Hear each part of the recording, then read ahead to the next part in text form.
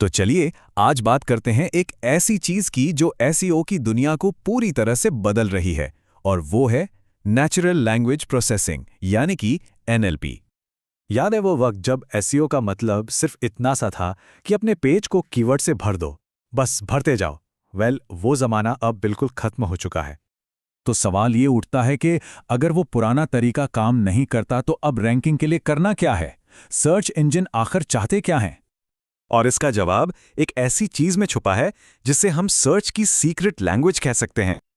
और यहीं पर पिक्चर में आता है एनएलपी यानी नेचुरल लैंग्वेज प्रोसेसिंग। ये एआई की एक ब्रांच है जो आसान शब्दों में कंप्यूटर्स को इंसानों की भाषा समझने, उसके मतलब निकालने और यहां तक कि भाषा क्रिएट करने की ताकत देती है।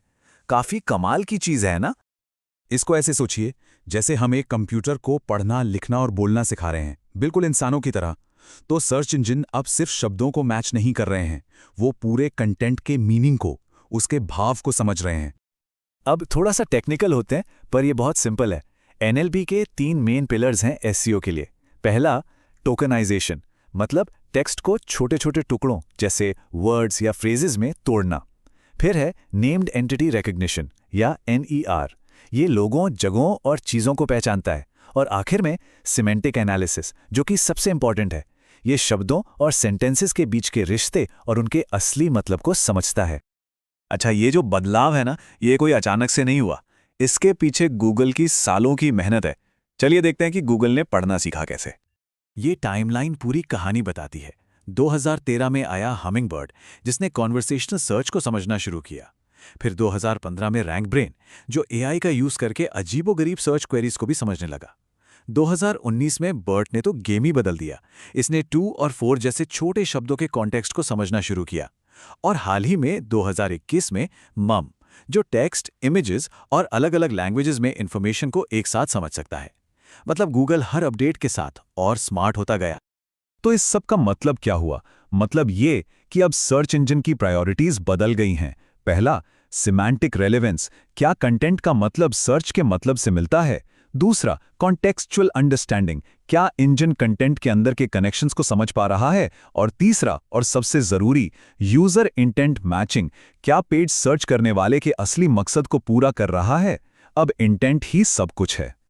जब सर्च इंजन बदल गए तो जाहिर है कंटेंट क्रिएट करने का तरीका भी बदलना पड़ेगा। तो आइए देखते हैं कि इस नई दुनिया के लिए हमारी कंटेंट स्ट्रैटेजी क्या होनी चाहिए। ये कंपैरिजन सब कुछ साफ कर देता है। देखिए, पुराना तरीका था सिंगल कीवर्ड पर फोकस करना। नया तरीका है पूरे टॉपिक को कवर करना। पहले हम कीवर्ड डेंसिटी की चिंता करते थे, अब हम सिमेंटिक रेलेवेंस यानी मतलब की बात करते हैं। पहले एग्जैक्ट मैच जरूरी था, अब यूजर इंटेंट सबसे जरूरी है। फर्क साफ है। तो करना क्या है? ये 4 स्टेप प्रोसेस बहुत काम का है। नंबर 1, अपना मेन टॉपिक पहचानो।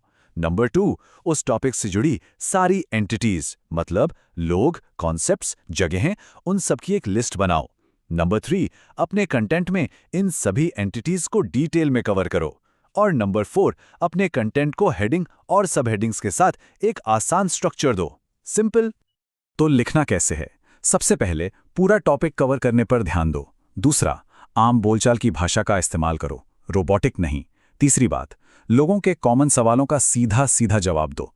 और सबसे जरूरी, अननेचुरल कीवर्ड स्टफिंग को तो बिल्कुल ही भूल जाओ।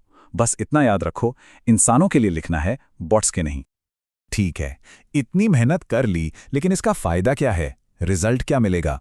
जब कंटेंट एनएलपी के प्रिंसिपल्स के हिसाब से बनता है तो सक्सेस को नापने के मैट्रिक्स भी बदल जाते हैं। सक्सेस अब सिर्फ एक बड़े कीवर्ड पर रैंक करने से नहीं मिलती।